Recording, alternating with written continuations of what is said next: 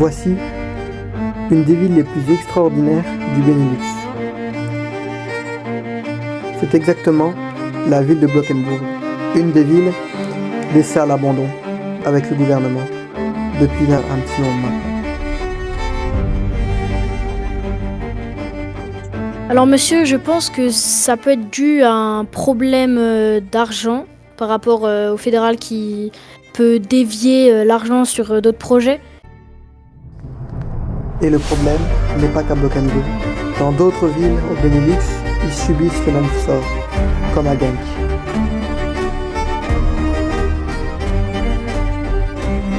Ces chefs-d'œuvre classés font partie de la ville de Blankenburg. Mais la ville n'a pas les moyens de les restaurer en profondeur. Dans la Constitution renaissançoise, c'est quelque chose, c'est un aspect qui est entrepris par les municipalités.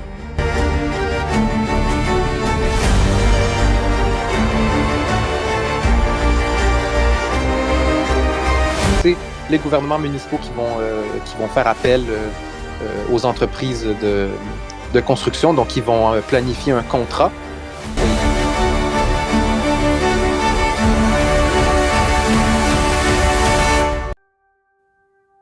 Blankenburg. À Blankenburg, comme vous l'avez pu voir dans l'intro, beaucoup de bâtiments sont laissés à l'abandon rien qu'à la construction, comme par exemple sur la place. Pourquoi le pays ne prend pas le temps de les finir? À cause d'un problème d'argent? À cause de manque de matériaux?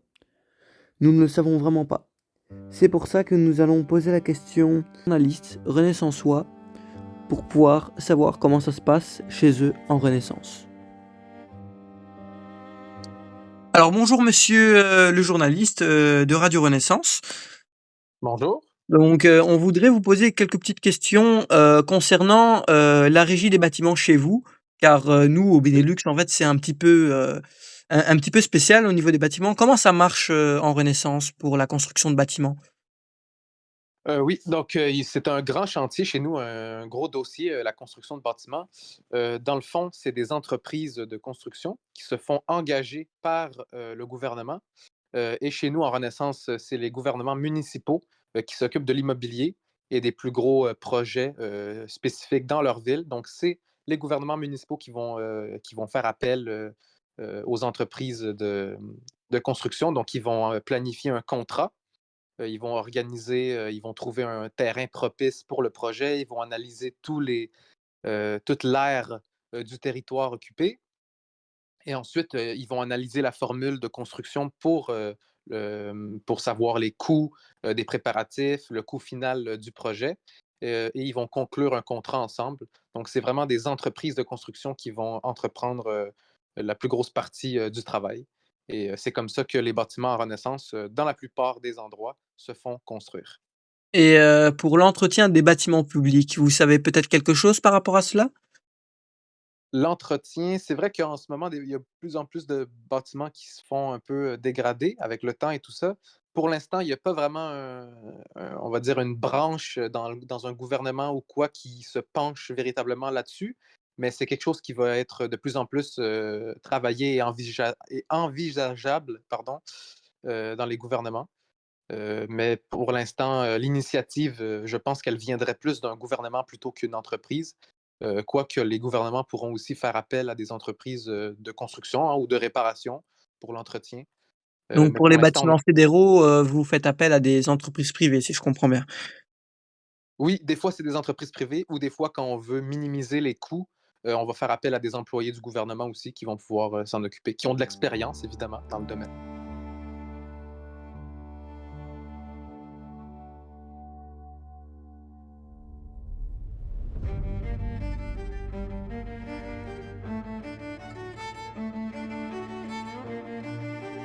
Alors comme vous pouvez le voir, ici à Alexandria, en Renaissance, les bâtiments, que ce soit historiques ou tout neufs, sont tous terminés, achevés. Le problème, c'est le Benelux et non le continent. Nous avons également aussi posé la question à Mademoiselle Jones de la ville de Lavandel. Bonjour mademoiselle Jones. Nous sommes des envoyés spéciaux de l'RTB pour vous poser deux trois petites questions concernant les bâtiments publics à Thunder-Hollow. Comment faites-vous pour entretenir les bâtiments publics à Thunder-Hollow régulièrement? Alors, bonjour monsieur. Donc, pour l'entretien des bâtiments de Thunder-Hollow, suite aux nombreux incendies, on a mis en place des toits anti-incendie que vous avez sûrement vu passer dans les journaux. Donc, Mhm. ce qui consiste à faire un double toit avec de l'eau à l'intérieur. Et dès qu'un bâtiment est endommagé ou abîmé, on le répare immédiatement pour éviter toute infiltration. Et vous faites comment pour trouver tout cet argent pour réparer ces bâtiments? Eh bien, on a une scierie qui permet de faire la production de bois, donc directement sur place, pour pouvoir réparer les bâtiments. Donc du coup, si je comprends bien, il n'y a pas spécialement d'argent débloqué là-dessus, c'est plus de la production locale et c'est avec cette production locale que vous réparez les bâtiments. Tout à fait. Ok. Et concernant les budgets, alors quand c'est d'autres bâtiments, par exemple dans le secteur privé, vous faites comment pour entretenir les bâtiments? Vous faites aussi appel à des entreprises alors que vous-même vous êtes une entreprise? Alors pour les bâtiments privés, comme les maisons qui se trouvent par exemple à Lavandelle, elles sont construites la, par la commune et ensuite sont vendues du coup à des citoyens qui les désirent. Et si il vient par exemple y avoir des incendies, donc comme c'est très fréquent ici, on s'occupe des dommages causés par la foudre ou par des personnes. Nous avons même eu un rendez-vous avec le gouverneur de Greenland. Bonjour monsieur le gouverneur, ici nous sommes des envoyés spéciaux du Benelux donc pour la RTB et on voudrait vous poser deux trois petites questions concernant les bâtiments publics, donc plus exactement sur l'entretien et le meublage des bâtiments publics. Est-ce que vous avez des informations par rapport à ça? Qui s'occupe de cela? Oui, c'est une très bonne question. Ça varie de pays en pays, c'est pour ça qu'il faut vraiment le clarifier. Chez nous, en Renaissance, on a plutôt notre façon à nous de procéder, c'est-à-dire que, premièrement, les bâtiments publics, ça va dépendre de quel palier de gouvernement ils appartiennent, donc que ce soit du municipal, du provincial, du régional ou du fédéral. On fonctionne quasiment tous de la même manière, c'est-à-dire que pour l'ameublement, des fois, ça se peut que les délais soient un peu plus longs après la construction finale du bâtiment, avant qu'il y ait un ameublement. Tout simplement parce qu'il faut contacter une entreprise d'ameublement. Et en ce moment, en Renaissance, et même je pense dans l'entièreté du continent, il n'y a pas énormément d'entreprises d'ameublement qui sont en service. Donc il y a vraiment beaucoup de gens qui les cherchent, ces entreprises, pour aller meubler tout type de bâtiment ou même des extérieurs. Donc c'est vraiment le délai le problème. Mais on fonctionne de cette façon. Donc on fait appel vraiment à une entreprise privée pour venir meubler nos bâtiments publics, donc que ce soit l'Assemblée où on se trouve en ce moment, que ce soit un bâtiment comme le Palais de justice à Greenland City. Tous ces types de bâtiments publics vraiment sont meublés par des entreprises privées. Et comment ça fonctionne? Ben, on fait un suivi avec eux. Donc, ils font l'analyse de chaque pièce. Et c'est eux aussi qui vont nous conseiller sur le type d'ameublement qui est propice à la pièce, donc qui va avec le thème du bâtiment également. Et ensuite, après avoir fait toutes ces analyses, ils nous donnent un prix par rapport à la grandeur, par rapport au prix des matériaux, par rapport à tout ça. Et ensuite, on conclut un contrat avec l'entreprise et au final, nos bâtiments sont très bien ameubés. Donc, on est très content de faire appel à ces entreprises. Et Et ça, pour l'entretien des bâtiments, donc par exemple s'il y a de la moisissure, des dégradations, etc., comment vous débloquez l'argent pour pouvoir entretenir tout ça? Parce que c'est pas évident avec le nombre de bâtiments qu'il y a à entretenir, surtout les bâtiments publics. Et le privé, c'est pas toujours intervenir. Donc on voudrait savoir comment vous faites aussi par rapport à cela pour débloquer l'argent. effectivement. Ça aussi, ça rejoint un modèle un peu spécifique, c'est-à-dire que la salubrité, que ce soit en extérieur ou en intérieur, dans la Constitution renaissançoise, c'est quelque chose, c'est un aspect qui est entrepris par les municipalités. Donc, la province, le régional, le fédéral s'occupent moins de tout ce qui est salubrité, tout ça, moisissure. Mais c'est vraiment plus la ville qui va s'en occuper. Donc, moi, par exemple, maire d'Alexandria également, je vais m'entretenir justement avec le gouvernement, mon gouvernement pour le faire. C'est moins des entreprises qu'on fait appel. Là, vraiment, on se sert de fonds publics qu'on a dans les poches du gouvernement, dans les caisses. Et avec les revenus de n'importe quel revenu, hein, ça peut être des revenus des taxes ou peu importe, on va vraiment se servir dans la caisse gouvernementale pour trouver des fonds, parce que c'est le seul moyen pour les villes justement de financer nos projets. Et c'est vraiment la mairie directement qui va aller évaluer les bâtiments, faire des constats de chaque bâtiment public, évidemment, pour Et noter si la commune n'a pas l'argent ni la province, c'est du coup le fédéral qui paye, si je comprends bien. Effectivement, le fédéral est vraiment ouvert à nous donner des surplus d'argent si on en a besoin. Parce que vous savez qu'en Renaissance, c'est un grand problème. Hein, les municipalités, en fait, tous les paliers de gouvernement, sauf le fédéral, manquent d'argent. Donc, c'est très commun en Renaissance que le gouvernement fédéral donne des fonds pour n'importe quel projet. Ok, je vois. Alors nous, le problème du Benelux, c'est que ce n'est pas marqué dans la Constitution comme en Renaissance. Non, les bâtiments, ce sont soit des entreprises privées qui les construisent, ou le fédéral directement. Et le problème du fédéral, c'est que nous manquons de main-d'œuvre. Voilà pourquoi les bâtiments ne sont pas achevés. Et voici également aussi un témoignage de monsieur Charles Bersdorf, qui connaît le pays aussi bien que sa poche, et lui seul pourrait également trouver une solution pour arrêter cela. Bonjour monsieur Charles Bersdorf.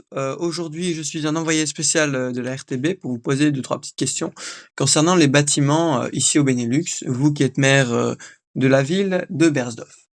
Comment ça se fait que les bâtiments sont jamais achevés dans l'ensemble du territoire benelluxois? Vous savez, vous, pourquoi? Écoutez, moi, je pense que chaque ville, enfin chaque personne, en fait, je pense que le problème, c'est qu'on est toujours plus motivé par commencer un projet que de continuer. C'est-à-dire, c'est toujours ça donne toujours plus d'adrénaline, toujours plus d'envie d'avancer enfin, de commencer quelque chose, parce qu'on voit que ça marche bien, et du coup, bah, ça donne beaucoup, beaucoup de motivation. Mais le problème, c'est qu'on n'a pas la foi de les continuer, de les avancer. Et donc, c'est pareil pour les bâtiments, c'est qu'on commence, on est super content, on est hype, comme disent les jeunes. Et, voilà, et on n'a pas la foi à les terminer parce qu'on se rend compte que c'est bien trop gros ou bien que c'est trop barbant à faire. C'est une des raisons, et aussi c'est le manque de matériaux bah, qui est assez important, notamment au niveau du béton et du bois. Parfois, on n'a pas envie d'enfermer, ça je peux comprendre. Et voilà. Ok, merci beaucoup, monsieur Bersdorf, d'avoir répondu à mes questions. On va prendre un exemple. Regardez pour le centre commercial qui devait voir le jour normalement depuis plusieurs années maintenant au nord du Palais de Justice de Blankenburg. Nous avons parlé d'un zoning qui devait être fait très rapidement et le gouvernement a soudainement, du jour au lendemain, arrêté la construction. Aujourd'hui, le bâtiment est là. Tout ce qu'il y a, c'est le parking et 3 façades sur les 4 et il n'y a même pas de toiture.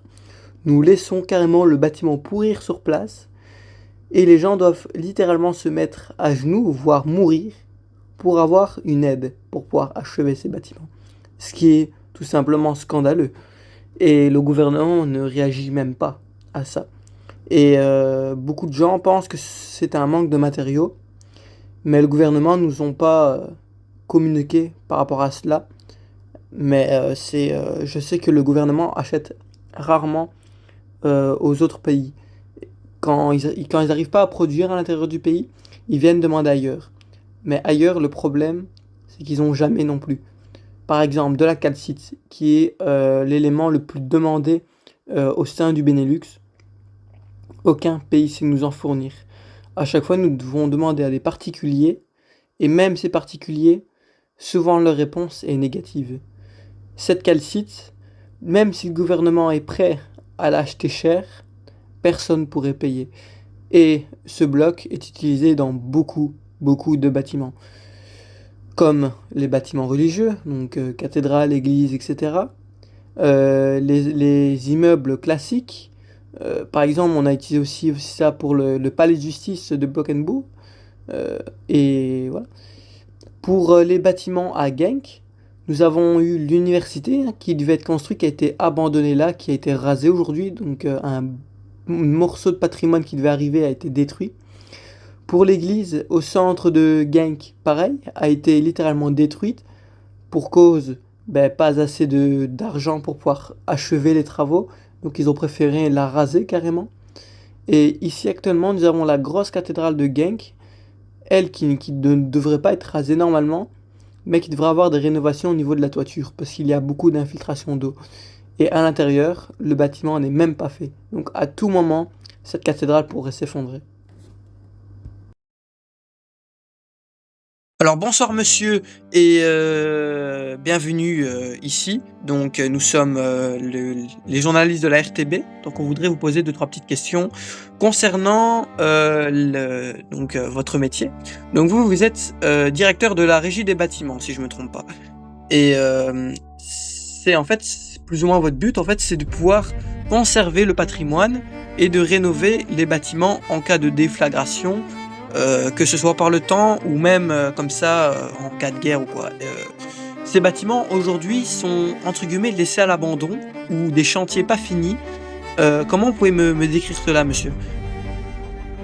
Je ne sais pas répondre à votre question. Parce que du coup, quand on regarde bien ici à l'extérieur, il y a des bâtiments pas achevés. C'est peut-être aussi un problème d'argent, comme vous êtes là. Vous savez vraiment pas du tout répondre à cette question. Alors monsieur, je pense que ça peut être dû à un problème d'argent par rapport au fédéral qui peut dévier l'argent sur d'autres projets qui sont plus importants que le projet en construction. Ça peut être aussi dû à une faillite potentielle de l'entreprise. Hein. Quand une entreprise part en faillite, l'argent on n'en a plus, donc le projet s'arrête. Ça aurait pu aussi être dû à la guerre qui avait fait des ravages. Hein. Il n'y a pas eu beaucoup de guerres au Benelux, mais celle-là on s'en rappellera. Et comme par exemple les certains dégâts dans la cathédrale, ça n'avait pas été réparé pour l'instant. Mais c'est toujours, les vitres sont toujours cassées aujourd'hui. Ils ont mis des planches de bois afin de reboucher les trous et pour éviter encore plus les casses. Et on a encore aussi des problèmes d'humidité dans le palais de justice. Et des gens travaillent là-dedans alors que le bâtiment n'est pas réparé. Ce n'est pas normal.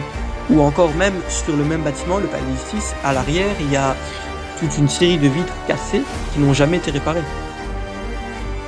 Mais ça, je pense que c'est majoritairement dû quand même au fait. Donc si je comprends bien, donc c'est bien tout de la faute du fédéral. C'est le fédéral qui ne termine pas ce bâtiment. C'est déjà la fin de ce reportage, en espérant que les choses bougeront une fois qu'il sera publié. On recevra soit des aides ou autres, mais j'espère que le futur de Benelux va garder les patrimoines.